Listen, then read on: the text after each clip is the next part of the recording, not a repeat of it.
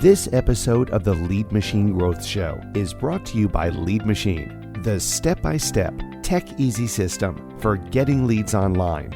Are you ready to start attracting your ideal audience right away? Join the 5-day Lead Magnet Magic Challenge today at www.getleadmachine.com/magic. Say goodbye forever to struggling with lead magnets and say hello to getting your offers seen by your ideal clients.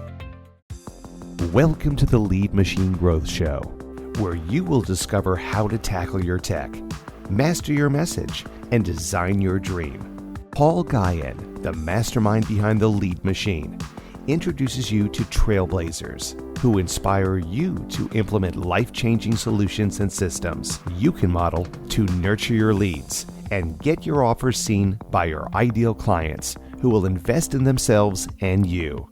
Be sure you visit our website at www.leadmachinegrowthshow.com. While you're there, subscribe to us via your favorite network. Now, tune in and get ready to transform your vision into reality. Hello, Paul Guyan here. I'm the Lead Machine Coach, the host and creator of the Lead Machine Growth Show, the Lead Machine Coaching and Mastermind Group, and the international best-selling contributing author of Journeys to Success Volume 2 and the Food to the Rescue Cookbook. Welcome to the show, and thank you for tuning in. Today, we have a very special guest and a really good friend of mine. I first met Brad at a mastermind boot camp in 2011, and we've been friends ever since. Brad and I are also fellow drummers and music lovers. Yep. Brad has a unique perspective on just about anything you can imagine. He's the first person I'm aware of who spoke about the generational gap in the workplace, and is in an interesting and fun way he talks about it. He has a knack for verbal communication and storytelling, is an expert in visual and written communication, and that's why I invited him on the show today, because in this episode of the Lead Machine Growth Show, we're talking about creating a personal brand that gets noticed, and especially is important in this crowded, distracted, and unfocused, crazy world we live in. And so let me tell you a little bit about Brad Szollose. Brad Szollose is a serial entrepreneur, former C-level executive, and an internationally published author. One of his companies, K2 Design, turned Brad into an instant web pioneer and .com executive. As a result, Brad was thrust into the limelight, and he has been featured in Forbes, Time, and Inc. magazines, Advertising Age, and he's appeared in international television shows, podcasts, and other media outlets. Brad is also an award-winning author of Liquid Leadership, From Woodstock to Wikipedia. It's right up there behind him on the wall. Multi-generational management ideas that are changing the way we run things, and the host of the podcast Awakened Nation, which is a podcast dedicated to deeper conversations with today's outliers and cutting-edge entrepreneurs. So, Brad, welcome to the show, and thanks for coming here. Paul, thank you so much for that introduction. You know, I do look back and I realize, when we met, and you and I had an instant bond, because you're very left brain, and the technical stuff, I really, I could pick your brain about it. You really dive deep. I'm that right brain guy, who sometimes I don't get it right, but I'm willing to put it out there. Yeah, we do work well together, and we meet there in the middle because we have that musical bond too. Yeah. And Brad was just holding up his sticks. Yeah, I got drumsticks. I actually wanted to say this. I'm a 5th generation drummer in my family, dating back to the Civil War. Really? My great grandfather, Henry Bowers, he played drums on the battlefield because they used the drummers to give the commands, because that's the only thing you could hear during the battle was different cadence and rhythms that would tell you to either retreat or move forward or whatever. So I have my great grandfather's drumsticks, by the way. I didn't have them for the show, but I have them, and I have his drum in storage as well. So yeah, what a small world. You and I are drummers. I know. And today, you came up with in the marching band side of things, I think, Yes. mostly. And I came up in the do-it-yourself, teach yourself how to play rock and roll. The first rock and roll beat I did was by Bob Seger, Ramblin' Gamblin' Man, Oh, was I learned how to wow. play that. And I did take lessons for a little while, but it just seemed like I can do this on my own, which is kind of Yeah. how I approach everything I do, which which is fun. You go back and I dedicated my life to learning. And instead of Yes. going the regular route that everyone else would, I went to the school of hard knocks, and so. But some of us do that anyway, no matter Yeah, what we do. there's nothing wrong with that. You No, and I it's grew not. up in an era where most of the college degrees today were on the job training when you and I were kids. Yeah, And so yeah, now I feel like the next generation got cheated a little bit because they can sometimes get stuck like, well, how am I going to do this if I don't, go get the education for it? It's like, well, just go do do it. it. And that's been my philosophy with everything. I do realize I made one mistake in my life, and that is to seek out somebody in the business sector I wanted to go into as a mentor. I just, I did it on my own a little too much. So if I had to go back and say there was one thing I had to redo, it would be that. Yeah, I think mentoring and coaching is really, really important these days because there's so much noise out there Oh, and there's so many ways to do the same damn thing. It can be counterproductive unless you get some yes. guidance. So, Hmm. and that's why I have you on the show today. So, Yes, sir. I'm excited to be how on. I'm excited too. So, personal branding. Yeah. How do you make a splash when it comes to driving business to your small company?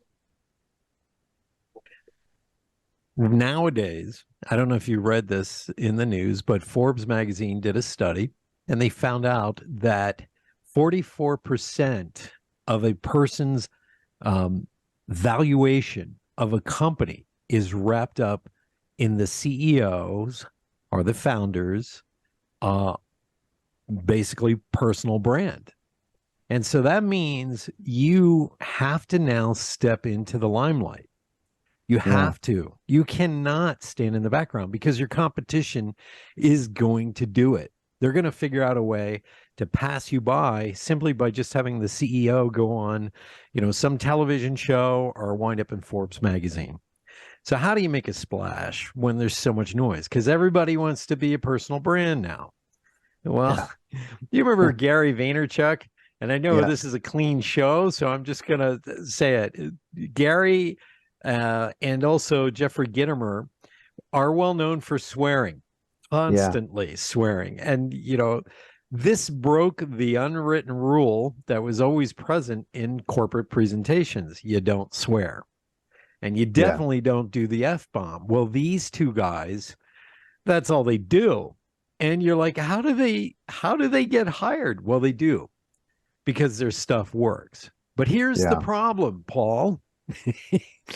Every single person I have ever known who went to a Gary V seminar in person came back swearing all of a sudden. And they thought, well, yeah, this is going to be my brand. And they're dropping every bomb you can think of. Stop.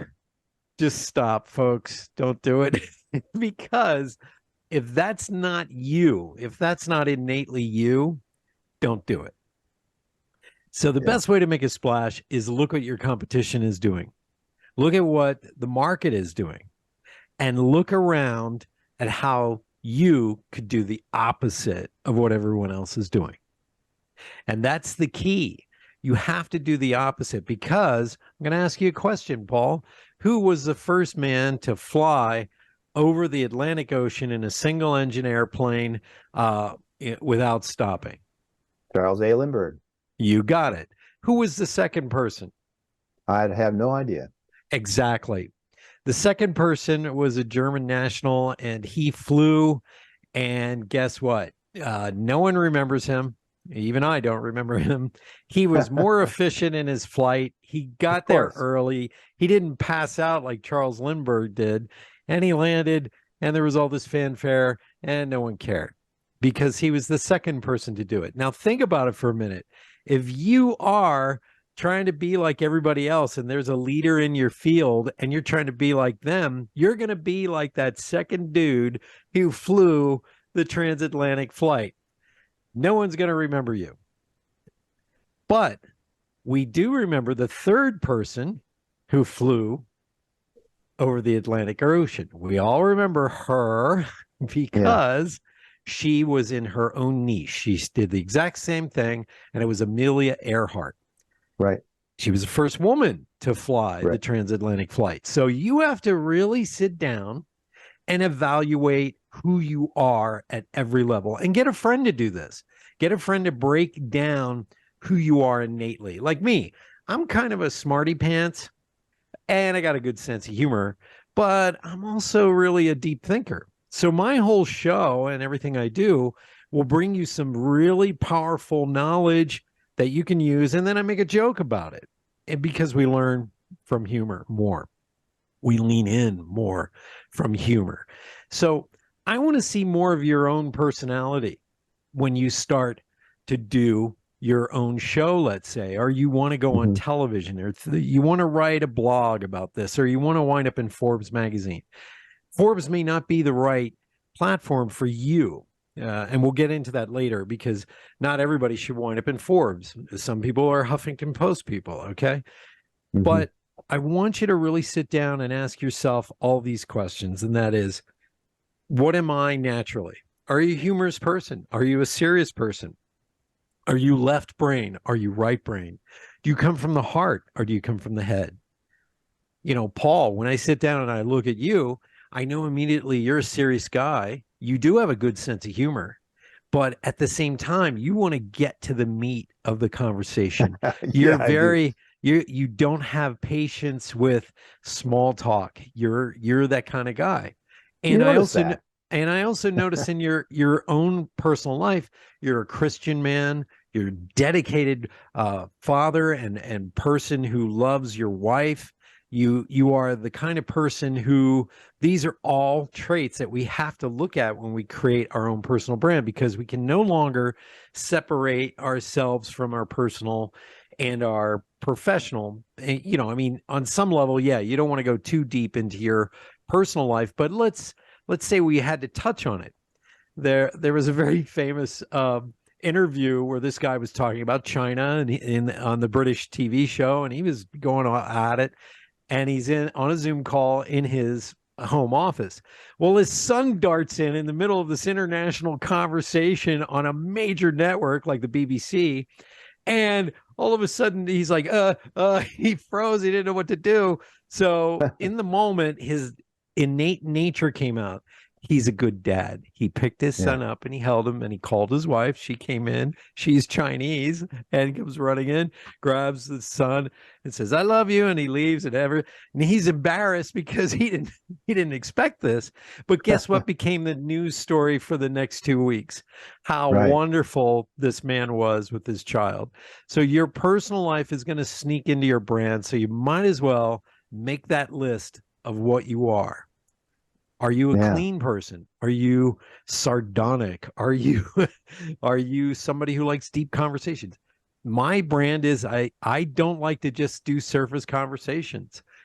I want to talk about the deeper issues. So that's a good place to start, because that's going to start this, put you ahead of the pack right away for somebody who didn't do that kind of work, didn't go any deeper than, I'm just going to be a business guy, I don't need another business guy. I need to know that there's a business guy who loves his kids. He likes to cook.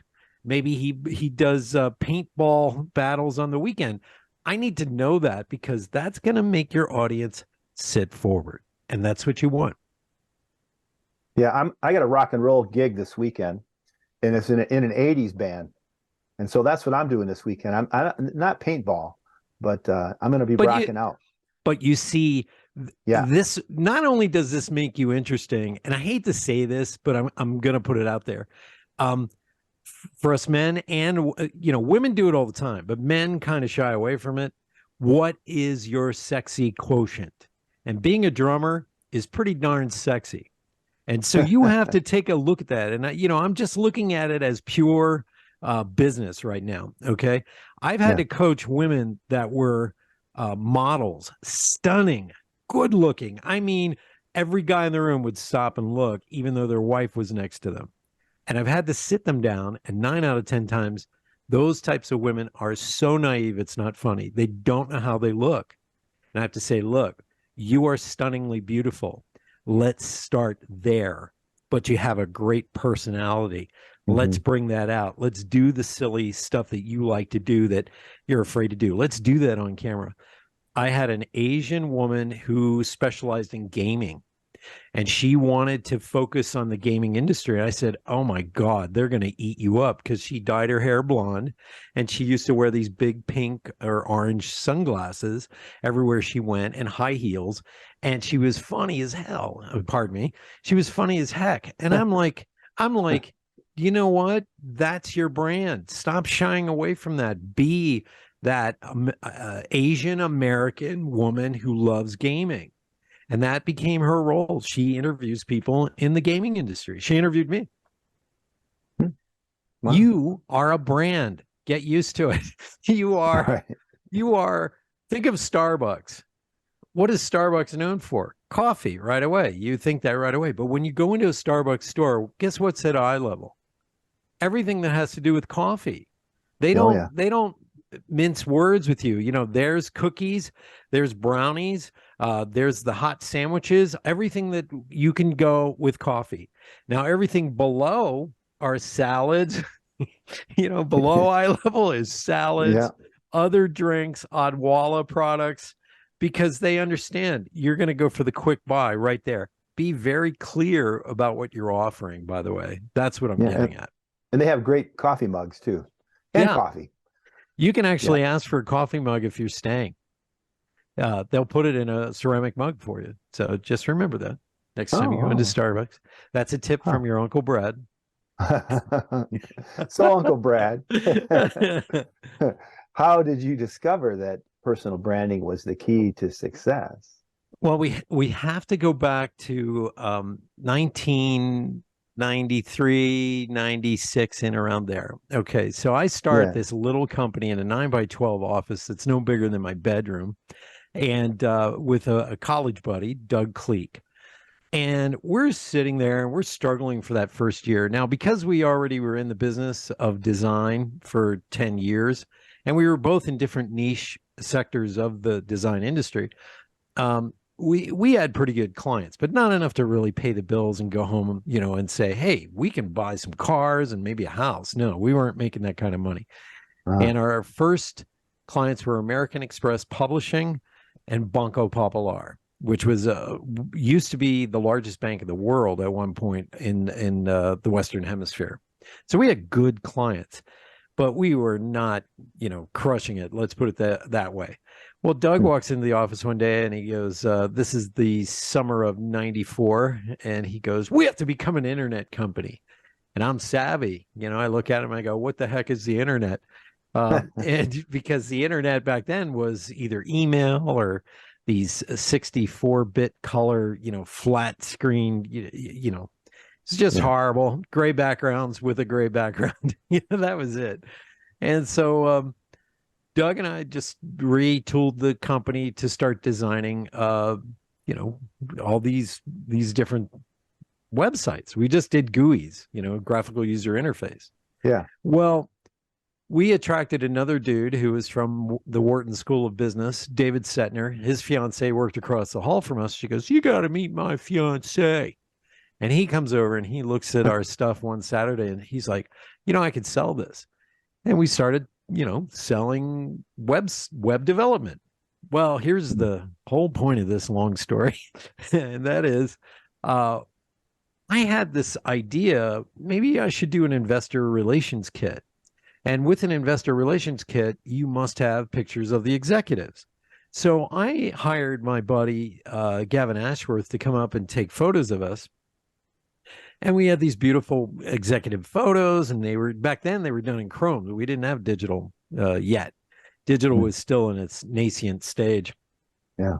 Well, 2 weeks later, I don't know if it was Kismet or whatever you want to call it, 2 weeks later, Advertising Age calls, and they're doing interviews and exposés on web development companies in the United States. And we made the list. So Wow. we were supposed to send pictures of our work, which I did. But I said, you know what? Let me send one of those 4x5 chromes of those photos of us together. So I sent that out.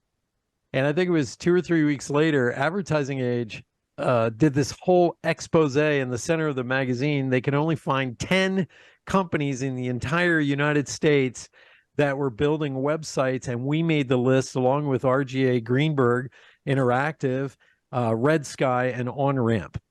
And Hmm. all of a sudden, there's our picture. They chose to use the 4x5 of us. And all of a sudden, from that moment on, two things happened. Our phone rang off the hook, and we started doing bigger and bigger jobs. Like our average, web development project was about $250,000 each. Okay, so we were getting AOL, American Express. We had the Gary Kasparov versus IBM Deep Blue Chess Challenge for 2 years in a row. Ogilvy hired us for that. We did Rent, the live event after the Broadway show opened. We were busy. We did a lot of sections of AOL. Well, this drove business. All of a sudden, that photo of us in Advertising Age just drove business. Our phone rang off the hook. We'd get 5 to 7 phone calls per day and probably 3 to 4 requests for proposals per week. And back then we were faxing them. Okay. So, that was the illusion of back then. We were building the websites for the first time, but we were still using, telephones and fax machines and Yeah. pagers. But what happened, Paul, and this is what I started to notice, is we became magnetic in our marketing because people started calling us instead of us chasing them. That was number one. Number two, every time one of my business partners would wind up in being interviewed in a magazine or an article, the phone would ring like crazy, especially for like 2 weeks or so. So we were in everything from Crane's Business Week to the Wall Street Journal to Advertising Age, as I mentioned. And New York Magazine was a big thing back then. They were doing a lot about Silicon Alley. They called it Silicon Alley because New York City was where it was happening. So we started to realize that getting that media attention drove business. That's really, and I discovered that by accident. I just couldn't believe it, what was going on. And we did great work, but that we also got on TV because of our work as well. So these things all started to drive traffic towards us, and it's literally what I call magnetic marketing. To give a shout out to Dan Kennedy. Dan Kennedy, We basically started to attract customers rather than needing to chase customers. Yeah. Wow. Yeah. And so that was accidental, and that was a long time ago. That was back in 96, 95, 96, 97, 98. Yeah. 27 years ago. Yeah. So now that you've been doing this for a while, you probably have a formula. How can someone start like me? I was going to get to this earlier. I have a couple of different personas because I'm a drummer. Right. That's not first, but by day I'm a full-time IT director, manager, whatever, and I have that, and I have 40 plus years of experience there. Plus I'm a coach, husband, father, and all those other things that we mentioned. And so starting a lot of people are doing side hustles and part-time. I'm doing a transition from full-time work into my coaching practice, and in the middle of that, so I'm juggling both. Mm-hmm. So where would someone like me, or someone who's doing kind of where I'm at in my life, a transition or having a side hustle, where would you start? I would think, my boss might like to have them separate, but to me, based on what you just said, I think it's both, and it's all or all. It's all. So where would you start?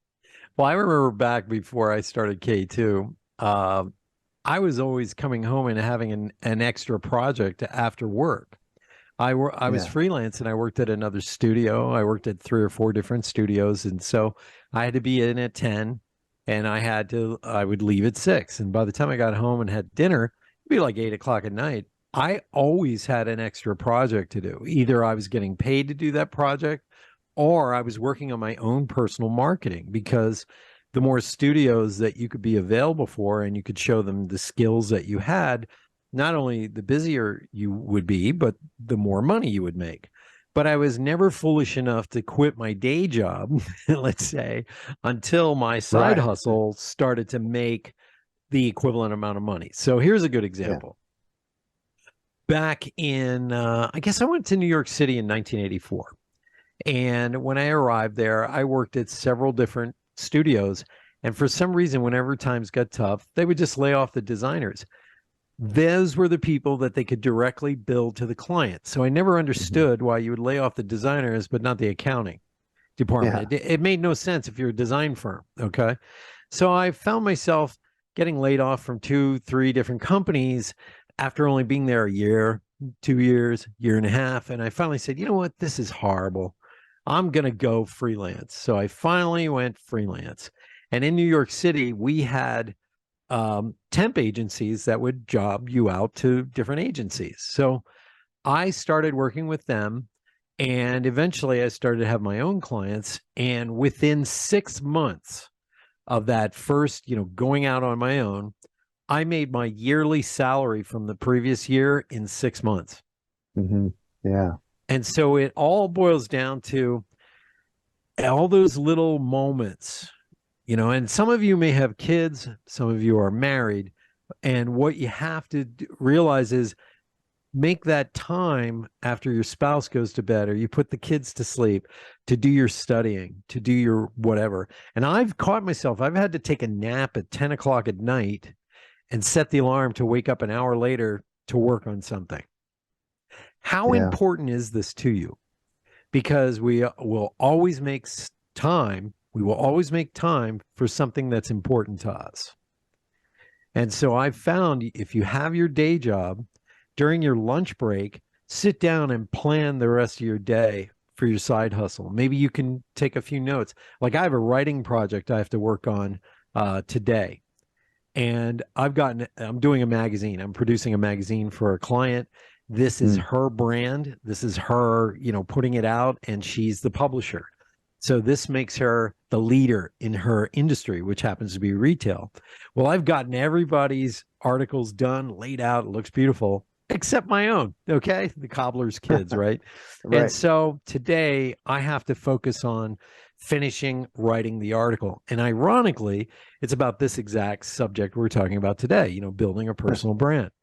Yeah. And so when you're doing your day job, your side hustle, you start to go, okay, at lunch hour, you dedicate maybe an hour, maybe you have to go off site, grab a sandwich and just sit there and eat and write out the different things you need to do. Maybe your goal setting. If you have to do a little something during your lunch hour, you do it. Then when you get home at night, you can do your side hustle. And when you start to make more money in your side hustle than you do in your day job, then you can kind of go part-time or quit your day job. Some people do not quit their day job at all. Tony Watley has the funniest story. He's the guy who wrote The Side Hustle Millionaire. He loves cars. So while he was he wasn't, I don't know if he was an executive in the oil industry, but he was pretty high up. He was an engineer, making $120,000 a year. And we're talking 10, 15 years ago. And he built websites that he could buy and sell. You could buy and sell car parts on there. You can get hubs for your tires. You can get custom anything. And he studied HTML. He studied programming. He figured out how to get the e-commerce part of the site to work. He figured out the connection to the drop shipping and everything. He did this all on his own at night when he came home. Well, here's the funniest part about all this. His website started generating like $1 million a year, but because he was raised a certain way, you work hard. He refused to quit his day job. Meanwhile, his side hustle is making millions. And he refuses to quit his job. And I Sounds take like my me. hat off to Tony, because he is a prime example of what you do to get ahead in your own business, whatever you're creating, coaching programs, building a website that is an e-commerce driven, or starting a brick and mortar company. I mean, if you love this and you feel this is your calling, this is what you're going to do. You're going to make sacrifices. You're going to sleep less. You're going to hustle more. You're going to take classes. You're going to learn the stuff that you don't know. And the stuff that you do know, let it shine, because that's your skill set. My skill set is graphic design. I am not going to hire somebody else to do my design work, because No. they're not as good as me. 40 years in New York City designing, no. You're not going to keep up with me. And so that's something I hold on to dearly. You know? So we talked about kind of compartmentalizing your life, but what about, me? What about the details, the colors, the messaging, the graphics, the websites, the personal profile, those kinds of things? How do you make that all work? Now, I'll give you an example of one problem that I'm facing, and I know other people are facing the same thing. You've got an old school boss who gets upset when one of our salespeople is also doing a side hustle selling supplements on the side, and he goes, "What are people thinking? They don't they pay them enough that they have to do a side hustle?" When truly this person is simply interested in health, and that's what they're doing. And right. So you've got this visibility issue, with your employer, and then you got this lack of visibility issue with the people that you're trying to reach. So how do you make that? Well, how many of you have a LinkedIn profile and you have your job listed there? Okay. Yeah. Now you have to make a choice. You can remove that job, but if that job is a part of what you do for a living as part of your brand, then you may need to keep that up there. Sometimes. Mm-hmm. Yeah. So let's say, in my case, it is. Yeah. Yeah. Let's look at a doctor. Let's say a doctor is working for a particular hospital. That gives him credibility, number one, or her. That gives him or her credibility as a doctor. Let's say they're an oncologist. Now, let's say they want to write some papers that wind up in the New England Journal of Medicine. Let's say, and I'm thinking of Dr. McCullough. He's a very good example. Dr. McCullough is the top cardiologist in the United States of America. He has written probably 50 papers that back up what he is talking about. He also holds several patents on the mRNA vaccine. And he, I don't know which hospital he works with, but he has been called in to testify in front of the Senate hearing committee, and he's against this use of vaccines during the, let's call it, the pandemic that we've had. Now, all of this is setting him up for contradiction.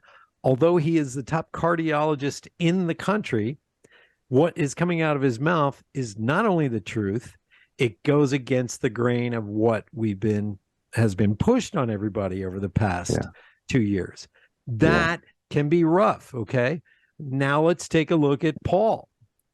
Paul, if you don't have pictures of you playing the drums and you're not doing blogs on the rhythm of business, tying it back, you're doing yourself a disservice.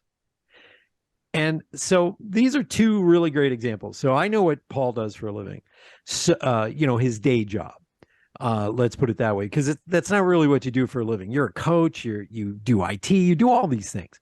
So your day job, you're going to start writing more blogs. You're talking about this lead generation. Everything you're talking about actually complements the company you work for, and the salespeople there should actually be reading your blog, taking in your message. You should actually invite sales speakers in to teach the sales team. So you see how you can complement what you want to do outside with what you're doing inside. And any CEO that's upset that you're doing that when it already is coming back to complement the company, that CEO doesn't realize the gold they have in you as an employee. Yeah. And a lot of you, your dream is to become an entrepreneur. That's great and all, but most entrepreneurs just create a day job for themselves, like last 18 hours a day. So you can make some side hustle money here by keeping your day job, doing everything that complements and rolls back to your day job. But at the same time, you got your coaching clients that you can coach on, a Tuesday afternoon during your lunch break, or at night when you get home, you can do a group coaching session. I used to do a mastermind that would start at 9 o'clock at night. And some people were like, 9, that's kind of late. Well, I had a lot of people who were international. So that was the only time I could get everybody on board, because everybody had a day job, everybody had kids, everybody had to cook dinner and put their kids to bed. And at 9 o'clock at night, we could sit down and I would only commit to 2 hours for them. And everybody got 15 minutes to rotate in the mastermind. And I got to tell you, it was exciting. I had Dave Sanderson as a guest speaker on that. I also had Ben Gay III come in, so I would have a guest speak for a half an hour, sometimes on a particular subject for the business. And so you can complement what you're doing during the day to pay the bills, to pay the mortgage, with everything else you're doing as well. Or you can begin to separate, get ready to leave that company. There's so many pathways to this that literally, I can't give one answer. Like Tony Watley, who I mentioned earlier, that's one pathway. Tony figured out that once he could quit his day job, he started multiple sites that made millions of dollars. And that was his goal. He always said, I'm not going to create a job for myself. I'm going to create something I can sell. You make it big enough I can sell, and it should be generating $1 million a year, period. That's, you can't call yourself a CEO of a tiny little company that makes $100,000 a year. You can if you're doing multiple businesses, making $1 million a year on each business. So that was his goal, which was to separate himself out. And then he started to coach and teach other people how to do it. And they became millionaires because he was able to reproduce what he had been doing for himself. And now he has a coaching program where you tune in. He has a guest come in and speak. He interviews people. I've been on his show. And it's exciting to watch. So look at your mentors around you and see what they are doing. What colors are they using? Like Tony Watley uses orange and black in this gear. It says 365 driven. 365 days of the year he's driven to get it done. And so that's powerful. With you, Paul, you are a drummer. And drummer is cadence, pace. And what's the equipment you have to use? This all goes back to IT. This all goes back to what you do for your day job. There's a rhythm to it. And if you're not putting some of that up there, shame on you. But that's this is what makes a brand sexy. I'm going to be honest with you. You have to learn how to dress on camera. Some of you may not like it, but you have to dress differently. I have found I don't look good in light colors on camera. I look better in dark colors.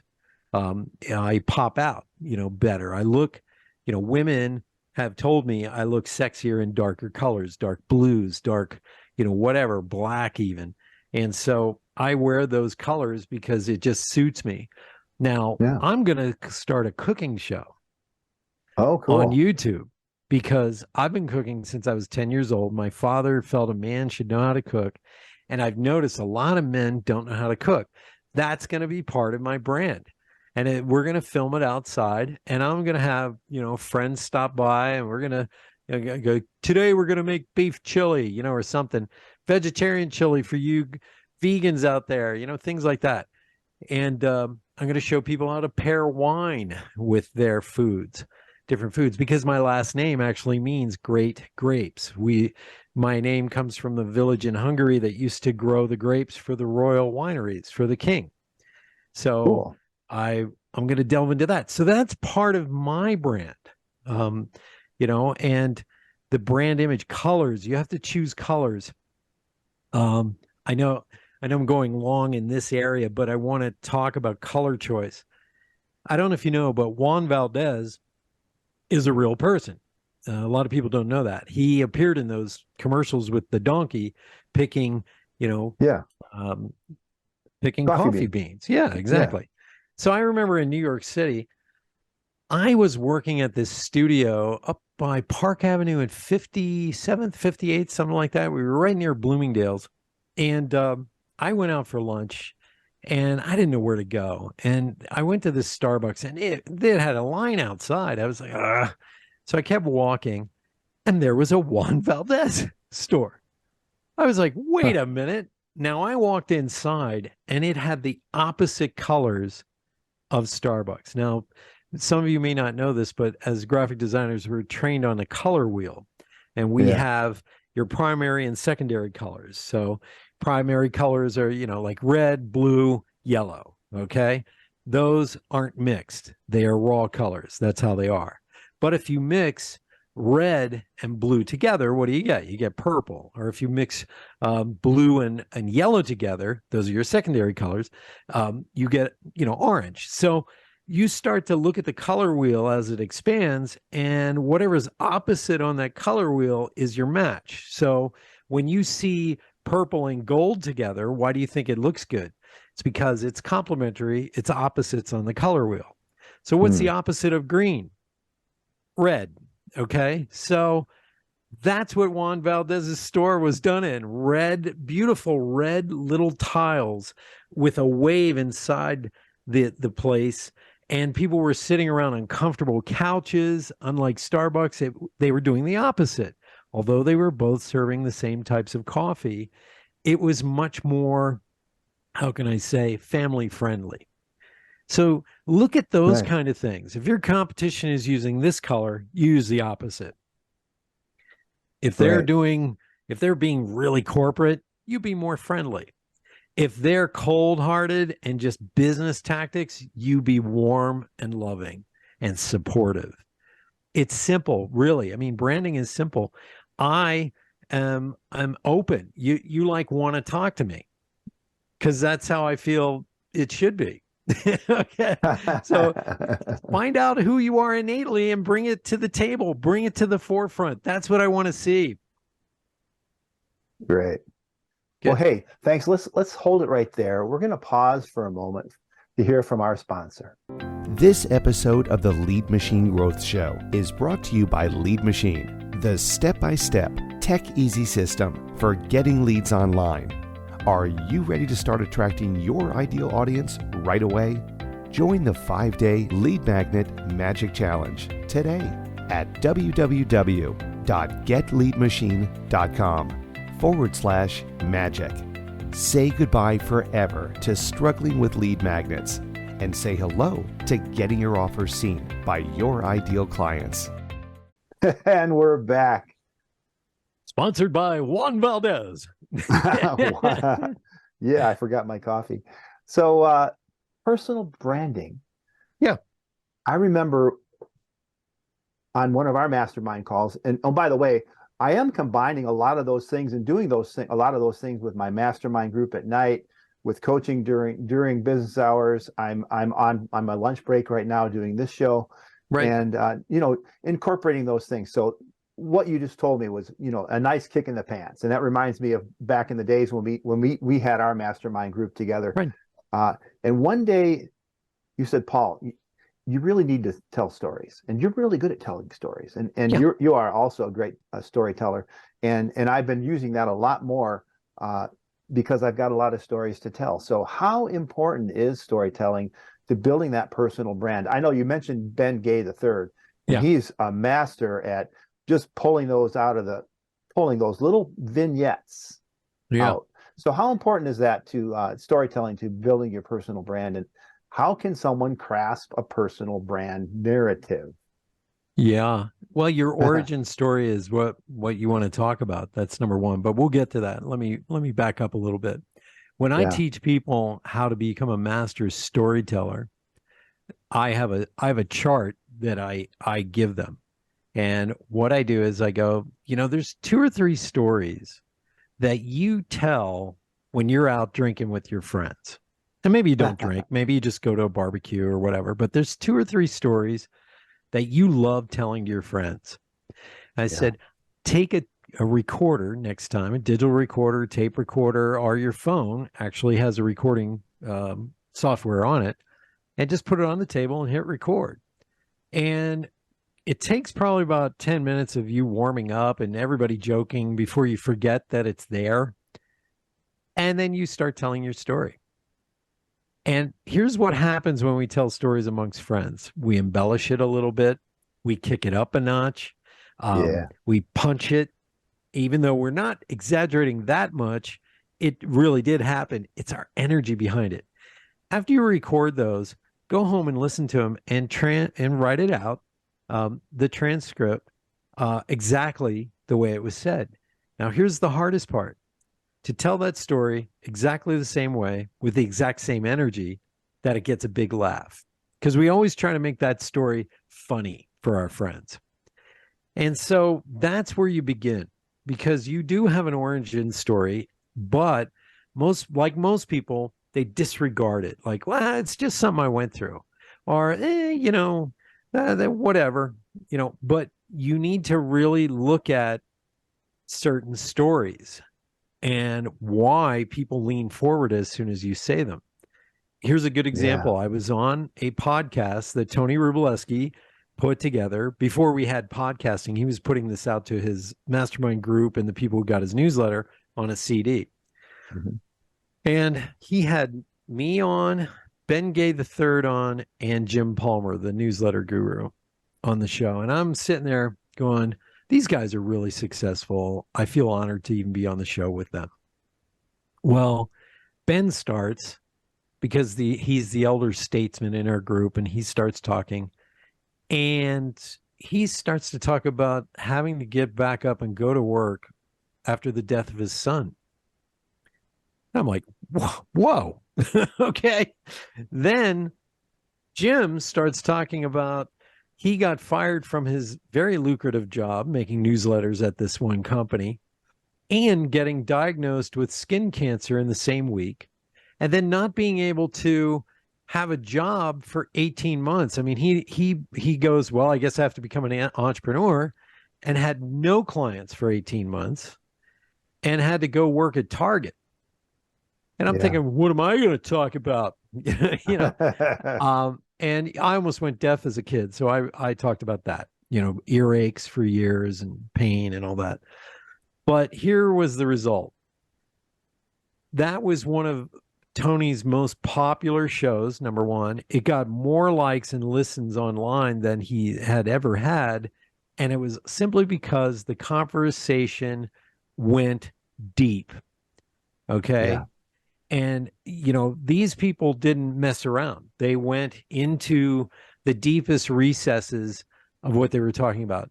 You have to almost look at these happy accidents as a gift. And this was a happy accident because it taught me everything I do on my show, Awakened Nation, right now. And that is never do a surface conversation. Never listen to somebody just go, do you know how successful I am? Let me tell you how successful I am. I don't need to hear that. I want to hear how you overcame alcoholism. I want to hear how, you fell off a cliff 120 feet to your death and you lived. What mindset did you have to come up with when you're broken? These are deeper stories. And I feel these are the stories most people want to hear. What was your question again? Because I know I'm going into some deep areas. What was it? I forget. You went too deep. No, how important it is. Obviously, it's very important for your personal brand. And how do you craft a compelling personal narrative? You just nailed it. Yeah, you just nailed it. You got to include all that. What you did that knocked you on your butt. Because I think what people forget is, if you grew up in a small town like me, we've been programmed for perfection. So when I used to do presentations, I don't want to flub a line. I got to get this all perfect. I got to read my PowerPoint. I got to, act a certain way. I'm an automaton. And I did stand-up comedy for 8 years. And my comedy coach broke me of that. He says, you grew up in a perfection world, and it shows. You're on stage trying to be perfect. And that broke me of that bad habit. I don't care what people think anymore. I just do my thing. I'm funny. I know I'm funny. And if I don't bring that thunder, people are disappointed. And you have to sometimes you have to hire somebody to break down your brand, because a lot of people don't realize, they're too close to the subject. Just like me, it's hard for me to do my own marketing. It's taken years for me to understand my own marketing, simply because I'm too close to myself. Yeah. So sometimes I have to get someone else's opinion. And that's why people like me exist. You call me up and I go, okay, we're going to do some work. We're going to dig into your fears. We're going to dig into your pain points. We're going to dig into what was the worst event that happened in your life. And that's what you have to look at, because that origin story is so important. Like, why do you do what you do? People ask me that sometimes. And I said, because my Hungarian father was so hard to communicate with. I appreciate deeper conversations. And my dad was an intellectual. He wasted so much time not having a great conversation with me that when we got older, we had deep conversations. And after he died, I found a copy of my book, Liquid Leadership, in his library. We're cleaning out his house. He had gone into my book, dog-eared, highlighted, underlined all his favorite parts. Wow. And that, my dad wasn't the kind of guy who told you how proud he was a lot. And that I have on my bookshelf as a reminder. My dad adored me. He just didn't know how to say it. He showed it in his actions more than in words. And so your origin story, and I'll tell you who I make people go watch the comedian Bert Kreischer. I say, if you want to see a master storyteller, go watch him do his bit on The Machine. Because Bert, he decided to sign up to take Russian as a language when he went to college. And the teacher said, or the professor said, look, just take it. I'll give you a B or whatever. Doesn't matter how good or bad you are, you get a B, because nobody wanted to sign up for it. Well, it turns out they did a field trip, and he went over to Russia, and he's over there. And I guess he didn't know this, but the Russian mob runs everything. And they pulled him aside, and he was drinking with this Russian guy. And he goes, you've got to meet my friends. Come. And he takes him into the other car. And they go, what's your name? And he didn't know what to say. The only Russian he knew was to say, I'm the machine.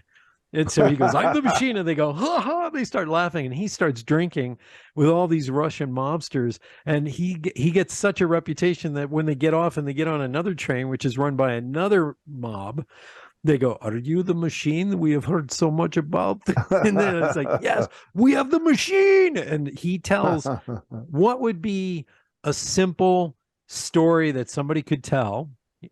He turned into one of his iconic stories, and it made him more famous than he already is. He has a new special out. And let me tell you, if you learn to become a master storyteller, which means you have a beginning, a middle, and an end to your story, and always a lesson, then guess what happens? People are going to lean in. This is a lean forward medium. Okay. When I go to the movie theater, that's a sit back medium. I expect that movie to be produced beautifully. And I'm going to sit there with my arms crossed, and I'm going to go, that better be a good movie. Well, in this day and age, we have a sit forward media. I believe it was Steve Jobs or Bill Gates who said that. This is sit forward media. So I want to see the wrinkles in your eyes. I want to see the tears because you had to go through hell to get where you are today. I want to see the reality that you're a human being and not some icon up there on a podium wearing the perfect suit, the perfect haircut. And then I got to find out some scandal in the news media years later. I want to see authenticity. And authenticity means I'm going to screw up my lines sometimes. I'm going to introduce you to my girlfriend. You are going to see me fall. You're going to see bloopers on my YouTube channel. This is what this is what it's all about in this day and age. Yeah, you mentioned your father, and he passed away in 85, and so it's been a long time getting to know him since since he's passed away, because I've had children, I've learned that I'm a lot like him. Well, when my mom passed away a few years ago, 2016, I found a letter that he had written to my mom, and it was about each Wow. of us children. And it said something like, Paul, so unhappily seeking happiness. And it struck me. It's Wow. like, and one time, he called me a hedonist, and I said, you're right. And that was a long, long time ago. It made me think about, though, my origin story of why I got into IT is because I got into computers just because I had an IBM PC. I sent in a resume into this computer store, and it still had the tractor. You remember the tractor dot matrix? It still had that attached to it. And they said, "Oh, he's got a PC." They hired me in sales, and Yeah. I ended up specializing in medical office billing systems. And I sold my first Wow. sale was to my mother's medical practice. And at the time, my dad was sick and in the hospital, and we had gone live on that, just like it was in late June of Yeah. '86, and we went live on my mom's system. And I went to see my dad on a Sunday morning, and I said, "Dad, we went live on Friday, and we found $80,000 in unbilled insurance, and it's all valid. We can bill it, we can claim it, and we're electronically billing the insurance companies: Blue Cross Blue Shield, Medicaid, and Medicare." Wow. And my father died that day, Wow. and I know that he was proud of me. He also knew he could leave. He knew Yeah. you would take care of things. Well, That's amazing story, Paul. my father, well, we're Native American, Hmm. and that day, I didn't know this until many years later. He asked my mom for permission to go. So Oh, he knew he was going, but being a very spiritual man, and his Native American background, warriors would often ask their spouse uh, if it was okay to go to the next level. And he was telling me wow. about seeing lights and things like that, and I didn't understand it. But Yeah. that's what made me stick with IT, because I felt like a loser, but I had my first success with because hedonist background, all that background, you know. But I had my first success, and I was proud to tell my dad, "Hey, I finally done it." And and from there it's just been upward since. But it Yeah. was all, anyways. I wanted to share that with you because you shared your dad, and Yeah. yeah, sometimes we don't know Yeah. if people appreciate us or Yeah. not, and that's why we need to let people know that we love them and appreciate them. Yeah. You S- know, Thanks for sharing that, Paul. Because yeah, the reality is we're humans, and we're sitting here, and a lot of times we're pretending to be perfect and polished and all this, but in this day and age, we have to know, like, and trust you to do business with you. yeah, So these stories get people to lean forward and understand why you do what you do. Why are you driven to do what you do? And not everybody's going to like you, and that doesn't matter. I had yeah. It one doesn't. one person when I first launched Awakened Nation. This guy left a comment with 1 star and basically said, "This guy is and he used an expletive that I'm not going to mention here, but he called me a particular type of bag that one can Oh, buy." And oh, so it was clear he never listened to the show because it's not about me. It's about right. the show. So you're going to get pushback like that, and you can't take it personally. I've had people hate my book. I had one guy, he gave me 2 stars. He goes, "Not a very meaty leadership book." But then he spent about 10 paragraphs telling me what he liked about it on Amazon. It was such a good review. I put it in the update, the 10th anniversary edition. because he told me what he did like about the book. And I realized the only reason he gave me 2 stars is it wasn't Christian based. He's a Christian based person who reads a lot of Christian based books. And I've been quoted in quite a few Christian books. So I guess he got attracted to that. But I had somebody on Goodreads just say, this guy thinks he's hot, whatever. And I read it, and she clearly didn't read the book. She just didn't like me. And I looked closer.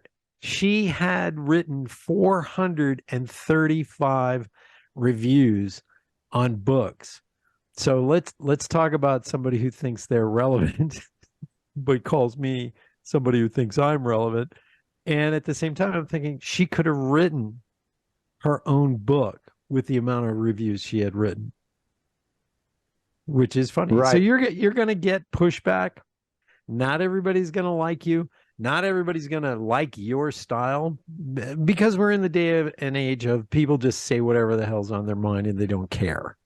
And so we have to kind of ignore that, that they say, they just blurt it out.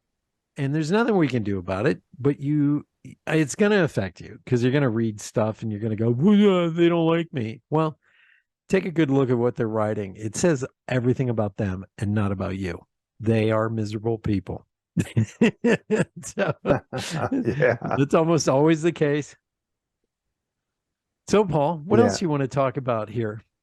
Well, we're at the top of the hour, and I just have a couple of more questions. We talked about, most importantly, I wanted to get out of you what one can do to stand out in the crowd. And I think you did that. And when we got into the deeper part of our conversation about storytelling, I think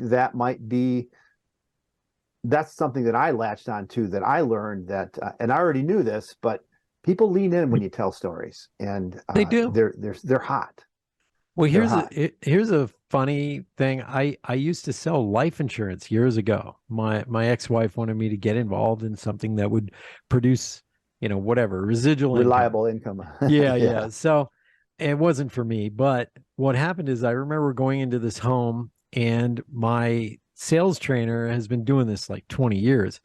And we had a guy who wasn't going to budge. And we had one product I really believed in, and that was a year's salary in case the spouse dies. You get paid a continuous salary, so the surviving spouse can survive.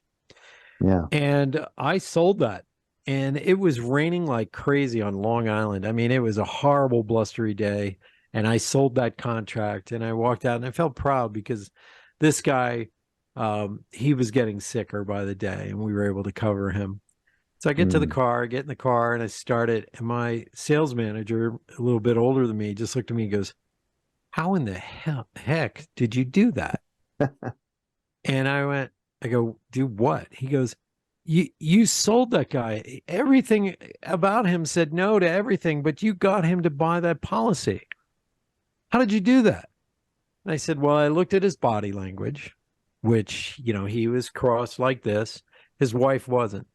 And I said, I just told the story of my father's, death, and my mother's death. And, my dad was much older than my mother. My dad was 13 years older than my mom. So we assumed my dad would die first.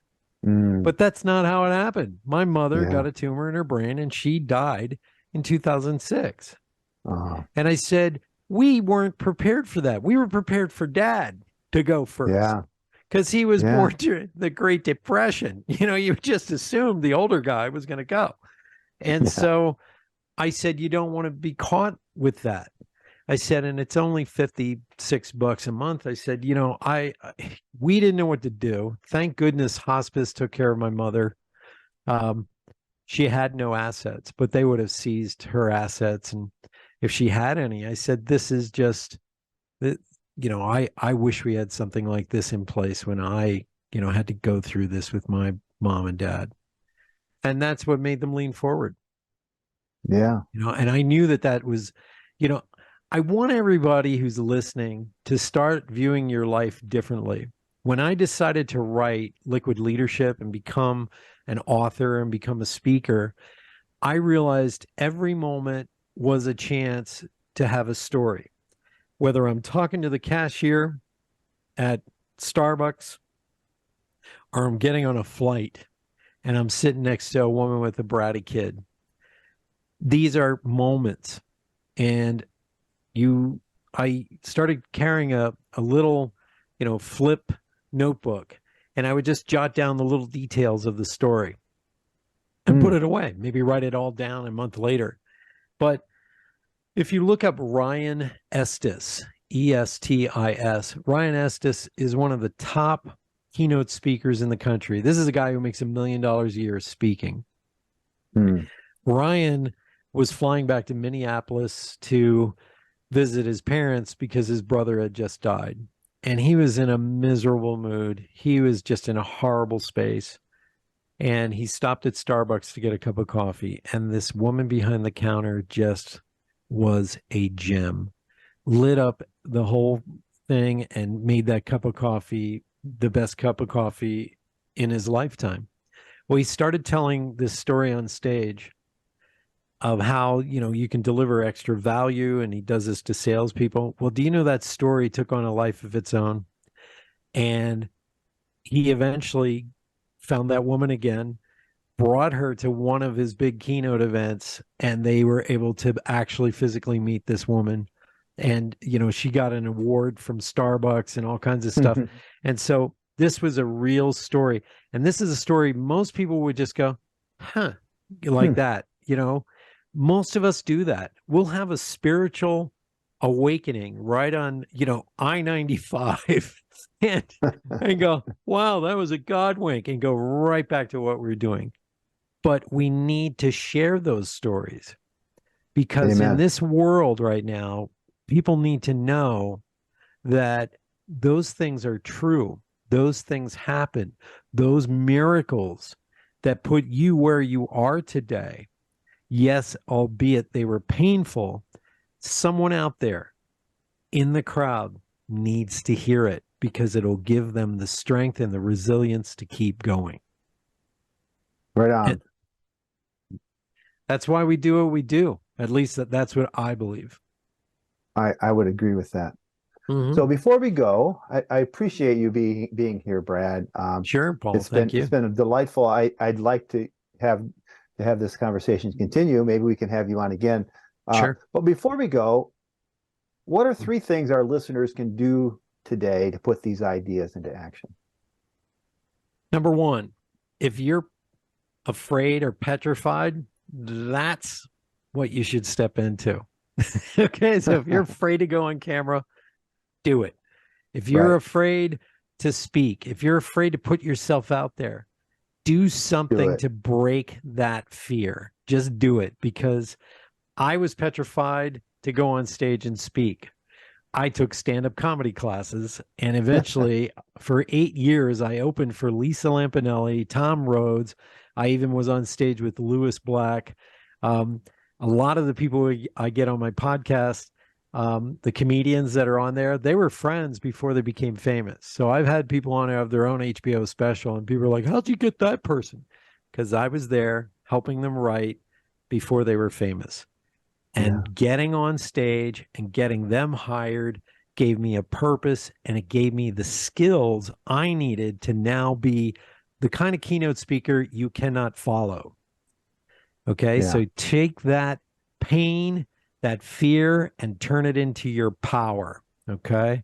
Number 2, hire somebody, sit down with a friend, get somebody to break down and evaluate what gifts you bring to this, to this arena right now, because you've got something, the je ne sais quoi, as the French say, that certain something, and we need that light right now. You have a gift, you have a light. And if you're having trouble figuring out what that is, it's usually the thing that you poo-poo to the side and say, that was no big deal. Yeah, it was, because a lot of people didn't do it. If you were an Eagle Scout, we automatically know that goes on your resume for the rest of your life. If you ever became a black belt, you put that on your resume. If you walked on the moon, you put that on your resume. But for the average person, you have to look back and say, I served in hospice for a year and it almost broke me, but I did it because of my mom's death. Or maybe you didn't communicate so well when you were a kid, and that drove you to now be a master communicator. You've got to break down who and what you are and be brutally honest. That's the hardest part. Be brutally honest. Like me, I talk too much on my own show.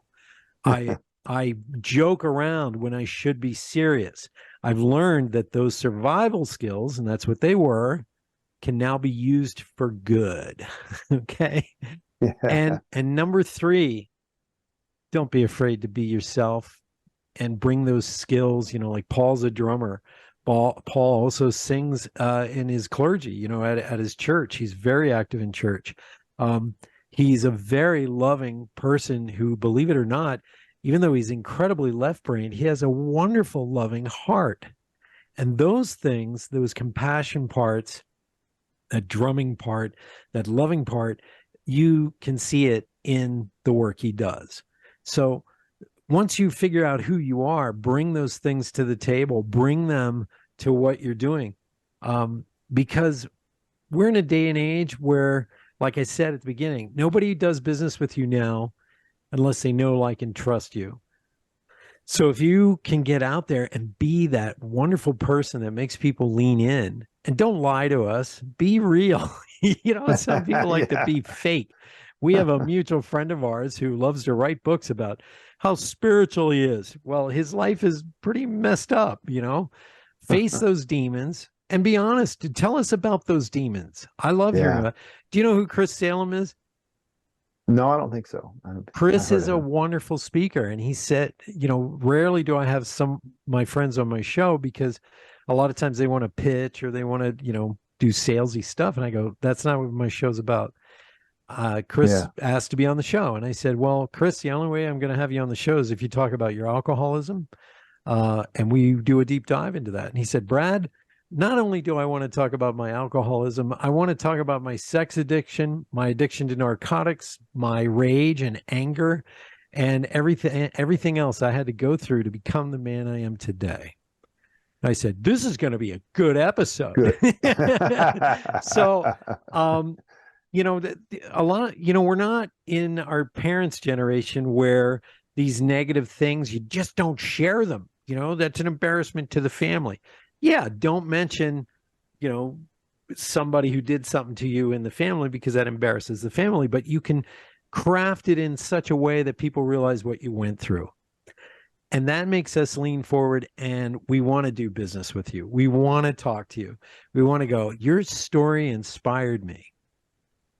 And that's where you start. I mean, you and I both know this, Paul.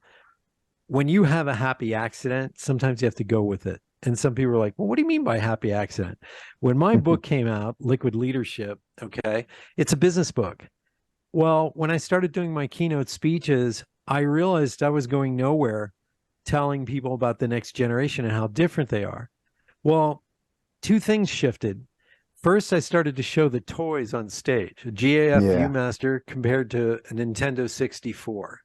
Okay, and that's when people realize, oh, they're trained differently.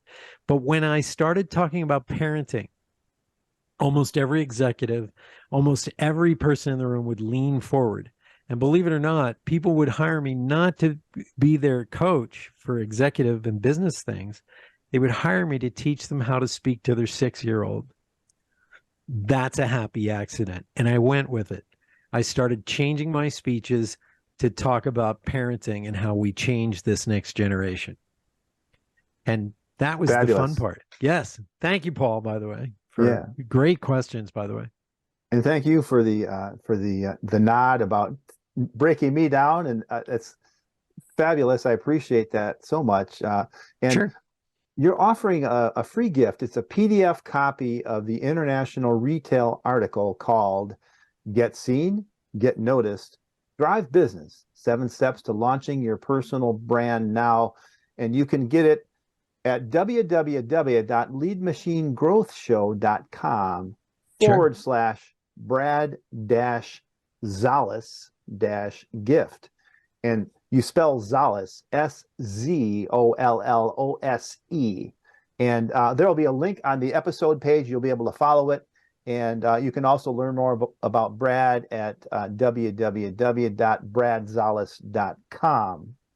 Thank And you. Brad, I'm so thankful that you came on the show and for sharing this. It's been fun, and there's a lot more to talk about. So we'll have to have you back. We'll have you back And again. Thank you, yeah, so Paul. I really appreciate this because you and I are friends, so we get a chance to really just let our hair down and chat about this stuff. So thank you.